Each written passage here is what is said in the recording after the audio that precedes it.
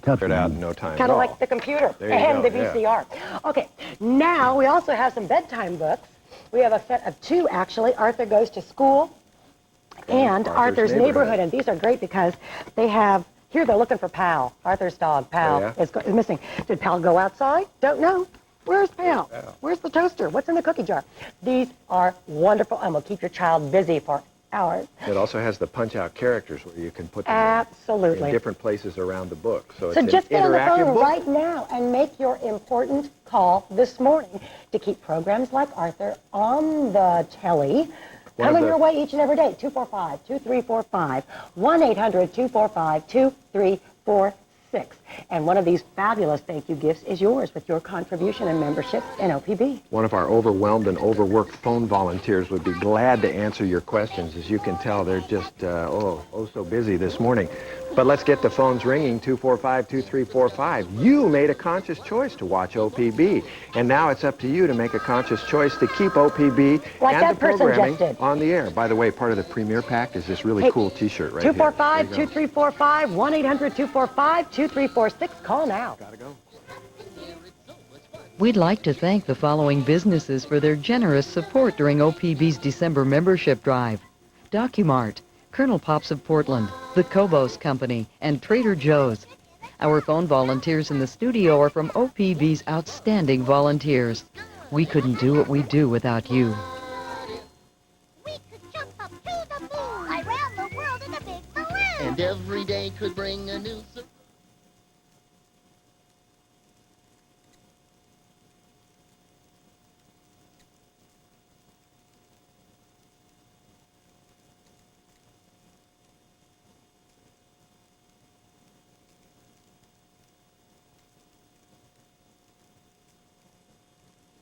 How will you pay for a college education?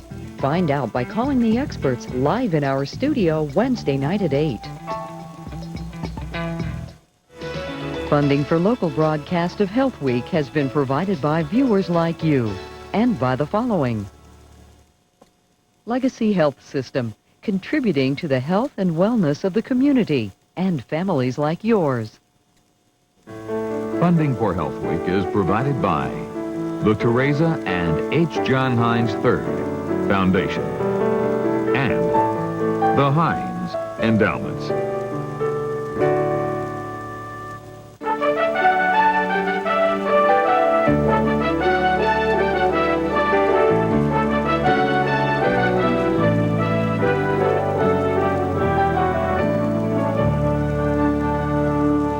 Today on Health Week, they claim to do everything from fueling your muscles to sharpening your mind. But do energy bars really live up to their billing? Most of these bars are vitamins and minerals coated with sugar. Making your way through the energy bar maze. When his time came, this man wanted to die peacefully at home, but his written wishes were ignored. The hospital was the last place he ever wanted to be. How to make sure doctors honor your living will. And this may look silly. Just put my initials on here. But it just might prevent serious mistakes in the operating room.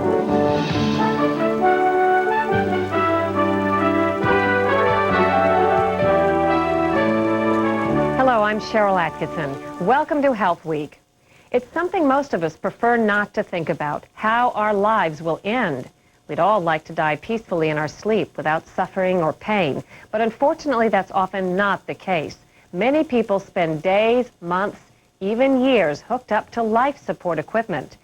To avoid that, some draw up living wills, documents that spell out instructions for their medical care should they fall into a coma. But as one North Carolina family found out, putting it in writing is still no guarantee. Health Week's Eugenia Halsey has their story. Farm and family. That's what life was all about for Claude Burton Marion. So for as long as his daughters Gail and Becky can remember, he'd said that when his time came, he wanted to die peacefully here at home, his 100-acre farm in North Carolina, with both daughters by his bedside. This is where he wanted to be. He wanted to be on the farm. He didn't want to be anywhere else. But Marion didn't get his wish. Far from it. Instead, he died in a Winston-Salem hospital after spending what his daughters call 2 months of hell hooked up to machines. He had no peace those 57 days. He was in horrible pain 24 hours a day. He wasn't able to speak. He wasn't able to eat. His jaw was wired shut. He had a trach. He was in and out of consciousness quite a lot. I've never seen anybody suffer the way he suffered. Gail and Becky were dumbfounded, particularly because their father had a living will that was supposed to help him avoid such suffering. It was completely unfair. It was uncalled for. It was thrust upon him. More than a decade before his death at age 70, Marion had signed a document, also known as an advance directive, saying he did not want his life prolonged with machines in a hospital. He wanted to die at home. The hospital was the last place he ever wanted to be. But after a tractor accident that crushed his chest and broke part of his backbone, his doctor felt there was a chance Marion could make it, so he was hooked up to a ventilator and a feeding tube anyway, and lingered in the intensive care unit for weeks, enduring one painful complication after another. The living will that Daddy had didn't work for him because it wasn't clear in his physician's mind completely that Daddy was terminally ill. Another reason Marion's living will didn't work, he never told his brothers and sisters about it, and they disagreed with his daughters about whether he should be attached to machines. It became a battle that, in the end, tore this family apart. If we'd known how things were going to go, I know he would have preferred to just die under that tractor that day. Marion's situation is a symptom of a much larger problem. A surprisingly high number of advance directives are never carried out. One landmark study found that even though almost a third of patients said they didn't want CPR, 80% of the doctors either misunderstood or ignored those wishes. One of the most common reasons living wills are ignored? Family disagreements, just like the one the Marion family went through. If your family can't agree on what you wanted, it's going to be very, very hard for the healthcare team to implement your wishes. Karen Kaplan is the executive director of Choice in Dying, the group that pioneered the living will movement. She says many doctors also have their own reasons for ignoring advance directives. Either because they fear being sued or because they genuinely believe that they can continue to fight the inevitable. But one of the biggest obstacles to following living wills is also one of the simplest. People just can't put their hands on them. Nobody can find the document, really. Nobody knows where it is or what it says. It's not in the medical chart where it belongs. The patient looks pretty sick. The University of North Carolina hospitals are among a growing number of medical centers working to change that. Okay. The hospital now requires that nurses put prominent red stickers like this one on patients' medical charts if they have a living will. The red sticker also lets the social worker know, the chaplain know, the nursing staff know, and the medical staff know. So the culture says it's important that everyone on the team knows this patient has an advance directive, and are we following it? Changes like those being made at the University of North Carolina could one day be the law all across the country. A bill now pending in Congress would strengthen advance directives to help ensure they're not ignored. That is the right size, right, Daddy? Gail and Becky Marion wonder whether such reforms might have saved their family a lot of grief and kept their relatives from thinking they were giving up on their father. We didn't give up. We honored a man's wishes because we knew what they were. In the end, a hospital ethics committee ruled that Marion could be freed from all those machines. Just 3 days after being removed from ICU, he died.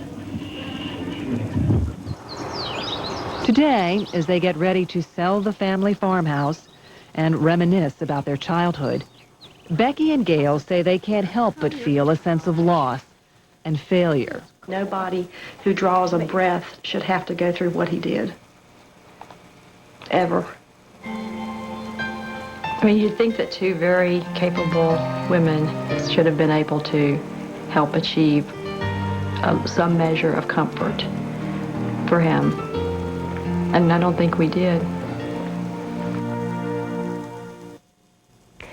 A difficult situation, but how do you avoid it? Here with some advice on how to make sure your living will is honored is Dr. Susan Toll of Oregon Health Sciences University. There are ways that you can assure that your living will is respected and at the same time lift a burden from your family. The first and most important thing is to talk about your wishes. Talk not only to those who share your values, but those who don't. If they don't share your wishes, they may be there in a time of crisis, and they may delay the process of respecting having life support withheld or withdrawn. Next, be clear and specific. Tell your loved ones life-sustaining treatments you would and would not want. Last, you can appoint a friend or family member, someone to speak for you if you can't speak for yourself. Choose someone who shares your wishes and values, but also someone who's strong enough to stand up to a physician and get orders written to stop life-sustaining treatment when it's time. For more information on living wills or any other Health Week story, you can call our toll-free number shown at the end of the program.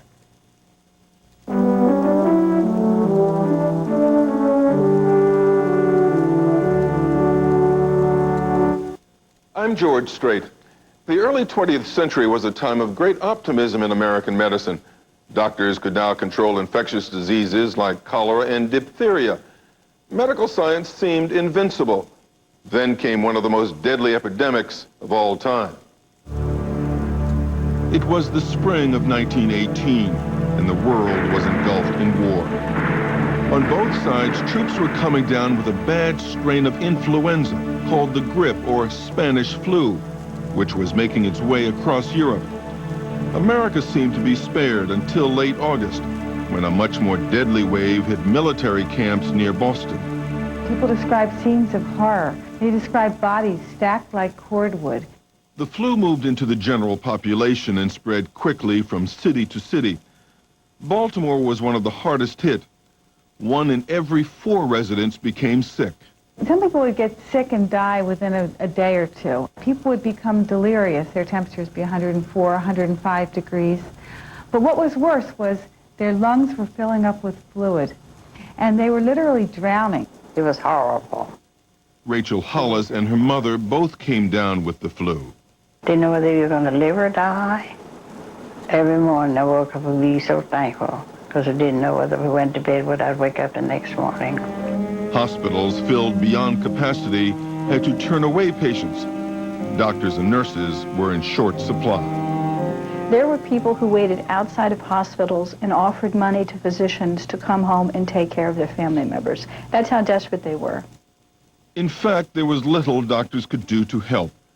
Still, everything from malted milk to whiskey was touted as a cure. Theaters and schools were closed by the Baltimore Health Commissioner, and so were the churches, despite angry protests. They considered it immoral that a civic leader would proclaim the shutting down of the church.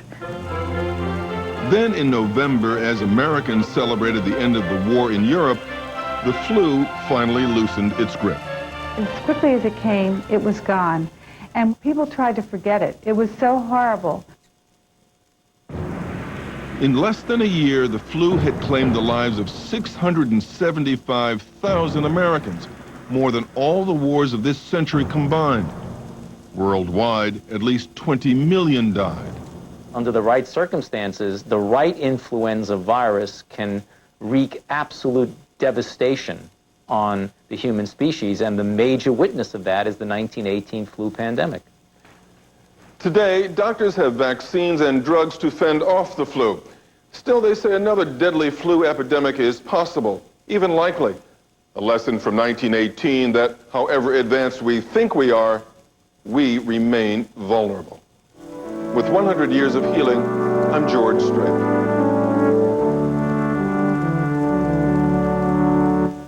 I'm Dr. Nancy Snyderman with this week's Healthful Hint. Tightness in the chest? Headaches? It may be that polluted air has gotten to you and you haven't even left the house. To save energy and money, we've made our homes increasingly airtight, but we've also bottled in chemical pollutants, making the air we breathe indoors more harmful. To fight the invisible enemy inside, start by putting out that cigarette. Don't smoke, and don't allow smoking in your home. Also, be sure your kitchen stove is well vented. Run your vent fan after preparing a meal to rid the area of carbon monoxide and other gases. And for a lingering odor, don't reach for that soft scent. Air fresheners such as incense and aerosols mask rather than remove odors and may actually pollute the air with carcinogens and hydrocarbons. Advertisers would like you to believe that buying a filter is the easy answer. Don't hold your breath.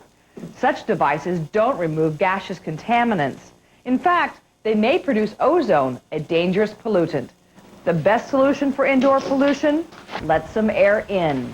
Cross-ventilate by cracking those windows and doors, especially in the kitchen and bathrooms.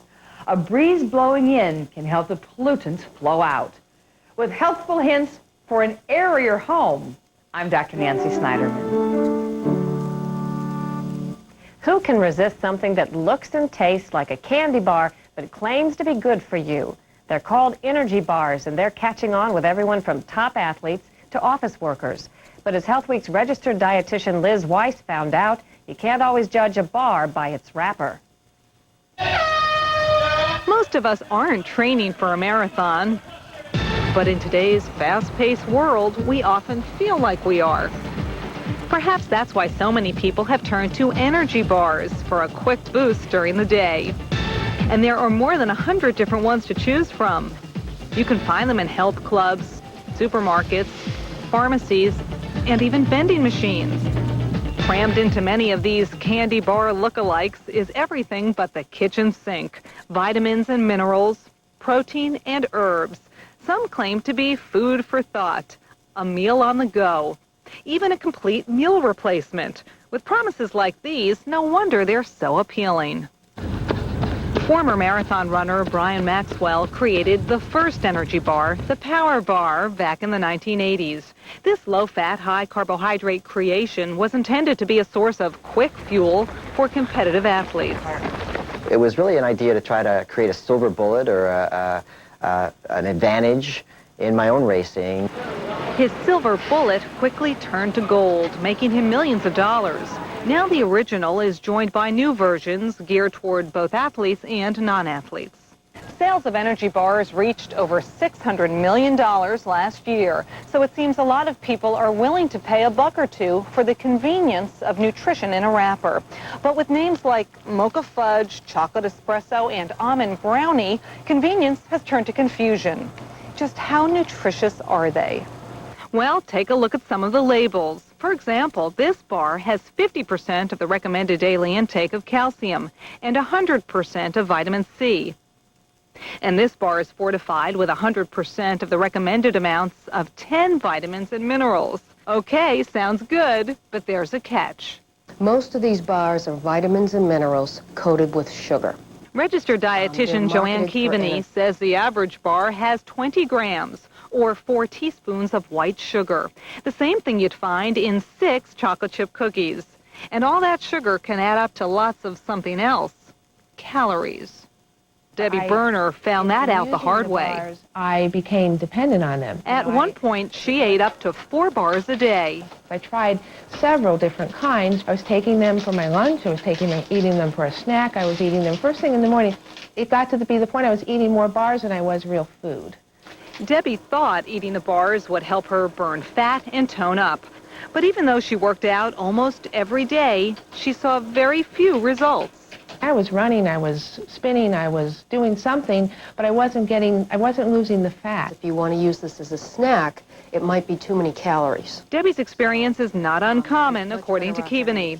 She says she often counsels people struggling to lose weight who are using energy bars in place of food. The energy bars are not the answer to weight loss. If you have 3 bars a day, that adds up to almost 1,000 calories, yet you already met your calorie quota for the day, you will gain weight.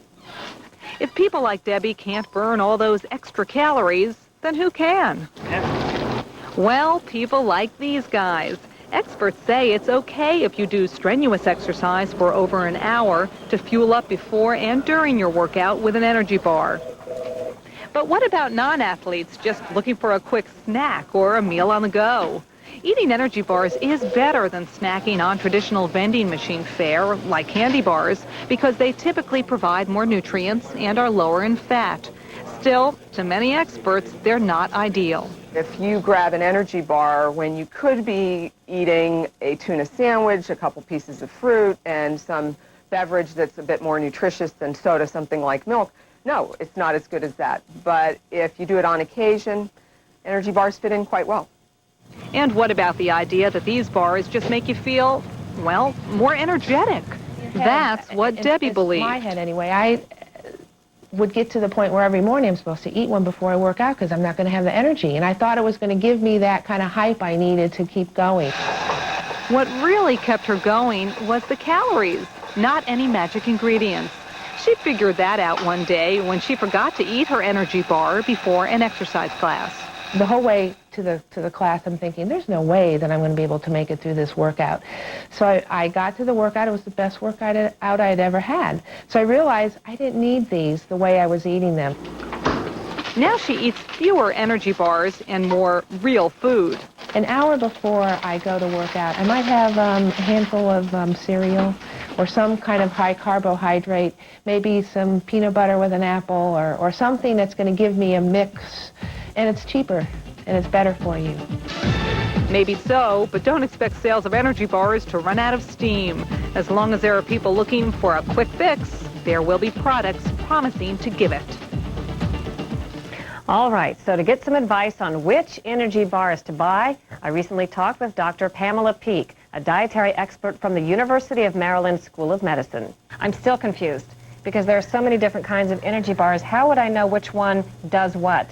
Well, first you got to read the label, but you really need to understand that these all come in varying combinations. High carb, high fat, high protein, mimicking meals, herbs, good grief, it's all over the place. Look at this one. This is a high carb one, for instance. And this one has over 45 grams of carbohydrate, about 7 grams of protein, a little bit of fat, but that's about it. It doesn't say high carb on the front, so you only know that by reading the label. Read the label, okay? That's the key thing. Now, how about this one over here? This is high protein. This one has over 30 grams of protein. But you know, most of the protein bars are very tasty because they are filled with fat, and especially saturated fat, not carbohydrates. You got to keep that in mind. Read that label. All right, I'm confused again because reading the front label of the one you just held up, it says it is a low-fat supplement bar, but you're saying the fat content's too high. You got it, and that's because you've got to actually flip it around and read it yourself. It says 6 grams of fat, 3.5 grams of sat fat, that stuff that clogs your arteries. Relative to a Milky Way bar, it's definitely low fat, but not relative to these. But that's okay for the bodybuilder types that use those high protein bars? Absolutely. For the protein, building people, they want that muscle and they want to lift those weights. This is very good. And the high carb bars are good for endurance, spinning and running and hiking and all of those wonderful aerobic activities. What about the ones, the energy bars that have herbs and supplements in them, like ginkgo? Are those ones to go for? Well, here they are. Here's one that says think. And this one's supposed to have ginkgo and better memory for that. Well, between you and me, no good science behind this whatsoever. If you spend $2, I hope it's delicious, but you're not going to have great memory. Is it better, though, if I'm going to either eat a candy bar or an energy bar, am I better off grabbing the energy bar every time? I'd go for a special kind of energy bar. If you're just a regular person, the secretary needs that little snack in a pinch, I'd go for one of these more meal supplement type of bars like the Spiritine. This one has a nice little combination of low calories, about 150 calories, and low protein, carbohydrate as well as fat, and it really gives you that good sense of satiety. And when are these bars, like the meal replacement bars, better than actual food? Only in a pinch. Only in a pinch. You still want the real food if you can get it. Absolutely. There it is. That's called real food, whole food. In a pinch, this, but all the rest of the time, please, whole food. All right. Pamela Peek, thanks so much. You're welcome.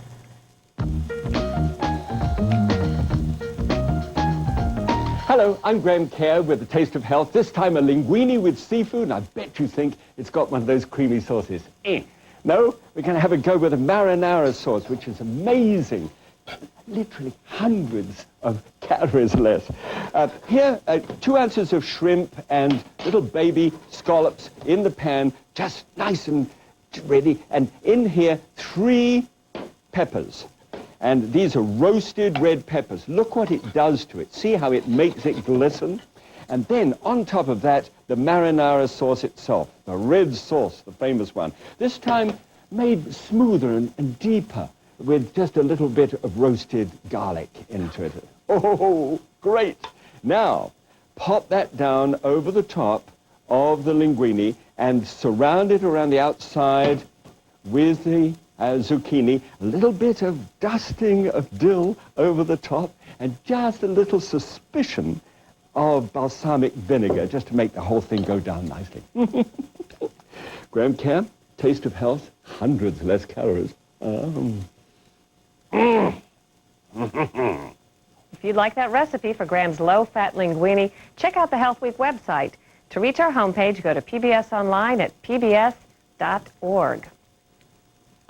It's a fear that crosses the minds of many people going in for surgery. You've heard the shocking stories. Doctors remove the wrong kidney, amputate the wrong leg, or operate on the wrong side of a patient's brain.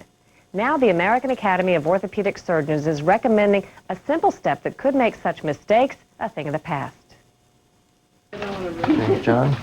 It's barely 8 a.m. Okay. Yeah. All right. Good. And Dr. Russell Warren is already very busy, prepping several patients for surgery. As one of the top orthopedic surgeons in the country, Dr. Warren knows there's no room for error in the OR. Sore over here today? So prior to each procedure, he takes an unusual yet surprisingly simple step. We're going to go ahead and put a mark on your knee, John. Okay. Put my initials on here. So it just is a reminder of where we're headed here. That's right. In these days of high-tech healthcare, which side are we operating on? This one here. Left shoulder. The pen may be mightier than the scalpel.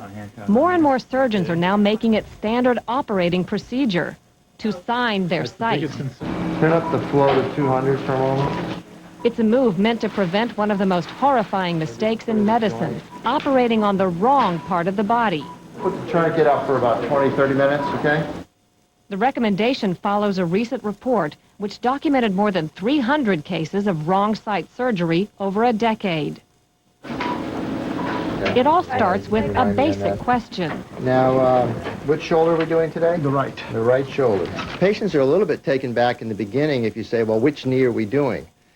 Gee, shouldn't you know? Correct knee.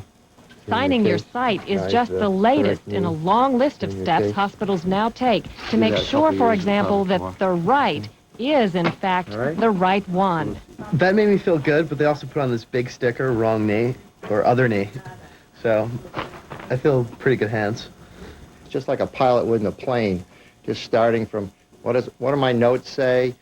What does it look like? What are the x-rays? What does it feel like? If you go through all those steps each time, then your chances of having a problem will be greatly diminished. They'll never go to zero, but they'll be greatly diminished, and that's really what we're trying to do.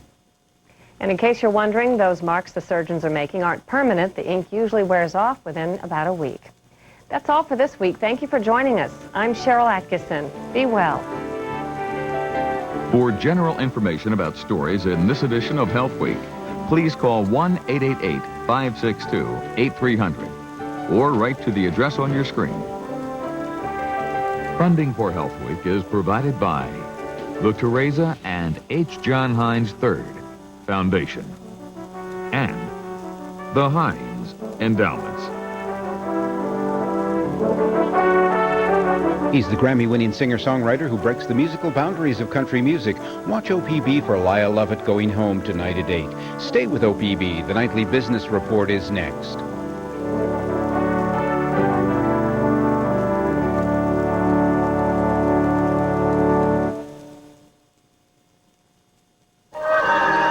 This is PBS. To order a video or printed transcript of this program, call 1-800-338-8440. Please ask for the program number on your screen. Funding for local broadcast of Health Week has been provided by viewers like you and by the following. Legacy Health System, contributing to the health and wellness of the community and families like yours. Serving Oregon and Southern Washington, this is Oregon Public Broadcasting.